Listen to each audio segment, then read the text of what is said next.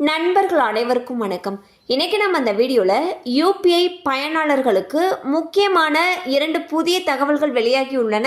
So அது என்னென்ன தகவல்கள் அப்படின்றத இப்போ நம்ம பார்த்துடலாம். யூபிஐ மூலம் நடைபெறும் பண பரிவர்த்தனைகளில் இருக்கும் ரெக்வஸ்ட் மணி அம்சத்தை வரும் அக்டோபர் 1ஆம் தேதி முதல் நிரந்தரமாக நீக்க தேசிய பண பரிவர்த்தனை கழகம் முடிவு செய்துள்ளது. டிஜிட்டல் பரிவர்த்தனைகளில் பாதுகாப்பை வலுப்படுத்தவும் மோசடிகளை தடுக்கவும் இந்த நடவடிக்கை எடுக்கப்பட்டிருப்பதாக என்பிசிஐ தெரிவித்துள்ளது. தற்பொழுது பல்வேறு யூபிஐ மோசடிகளில் ரெக்வஸ்ட் மணி அம்சம் தவறாக பயன்படுத்தப்படுவதாக குற்றச்சாட்டுகள் எழுந்திருந்தன. இதனால் வாடிக்கையாளர்களுடைய நிதி பாதுகாப்பை முன்னிட்டு இந்த அம்சத்தை முற்றிலுமாக நீக்க முடிவு செய்யப்பட்டுள்ளது. ஸோ பாத்தீங்கன்னா தற்பொழுது யூபிஐ டிரான்சாக்ஷன் தான் அனைத்து விதமான மக்களால் பெரிதும் பயன்படுத்தக்கூடிய ஒரு பண பரிவர்த்தனை முறையாக இருக்கு.